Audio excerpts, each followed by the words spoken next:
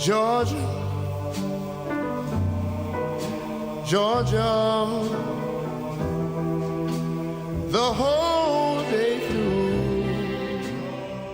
In 1735, at the invitation of James Oglethorpe, the British colonel who had started the colony of Georgia just 2 years earlier, John Wesley and his younger brother Charles set sail for America.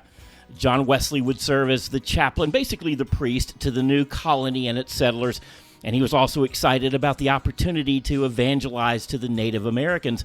Charles Wesley would serve as James Oglethorpe's assistant. The voyage would take nearly 4 months, and during that time, John Wesley was deeply moved by his interactions with a group of people known as the Moravians. They were Christians headed from Germany to Georgia to establish a new settlement there. There were 27 Moravians on the ship. And one night, while they were having a worship service, they encountered a violent storm. The massive ship was tossed to and fro by the massive waves, and the mainsail was split in two, and water poured into the lower cabins. While the English passengers were terrified, some were even screaming, the Moravians remained calm, and they kept singing. This deeply impacted John Wesley, who was inspired by the Moravians' deep-rooted faith and spiritual peace. They were so assured of their salvation that they weren't even afraid of dying.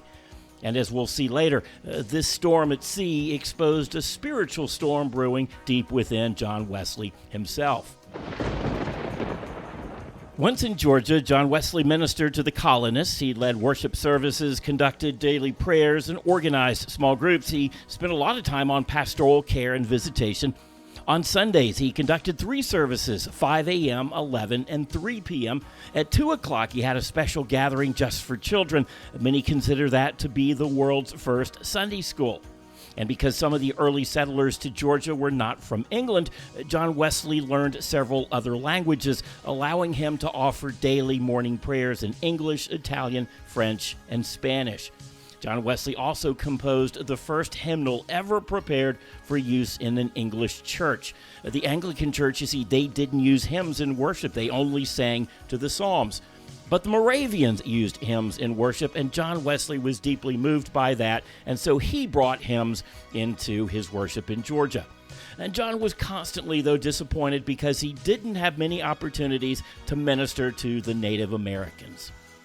Not long after arriving in Georgia, both John and Charles Wesley faced a rough reality check. John was settled into Savannah, and Charles lived about 80 miles away on St. Simon's Island, as James Oglethorpe there was focused on developing a military fort to defend against potential Spanish invasion from Florida. Charles Wesley grew impatient and frustrated, and he went back home to England only 6 months after arriving. Now, to better understand the issues plaguing John Wesley, we have to look at the state of the church back home in England. John Wesley had grown frustrated because he viewed the church as being spiritually lifeless and socially disconnected from the average person. Many clergy were content with formal rituals and intellectual sermons, but they neglected to preach the transforming power of the gospel. To many, the church was seen as elitist, catering to the wealthy over the needs of everyone else. And this one piece of church architecture epitomized the social divide, the so-called box pew.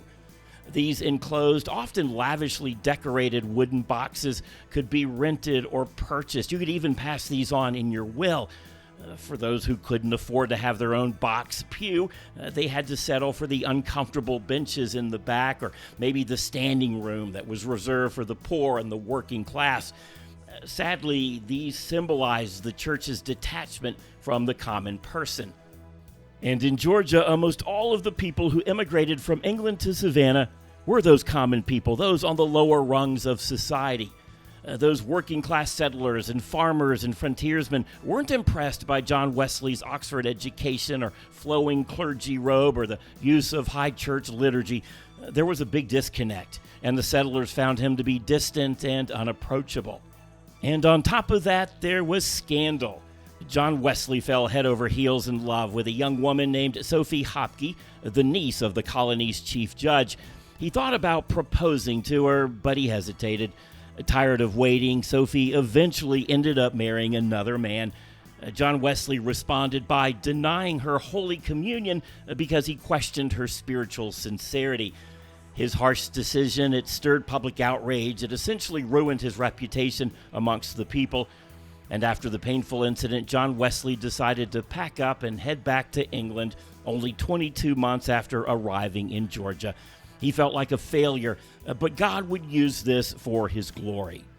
In downtown Savannah today, there's a sculpture of John Wesley, the first major monument to a religious figure in Savannah. This bronze statue shows John Wesley wearing his Church of England robe as he preaches to the congregation, Bible in hand. And on nearby St. Simon's Island, there's a beautiful Methodist retreat center known as Epworth by the Sea. It's named after the British town of Epworth, which is where John Wesley was born. John Wesley did briefly live on St. Simon's Island, and he visited many times.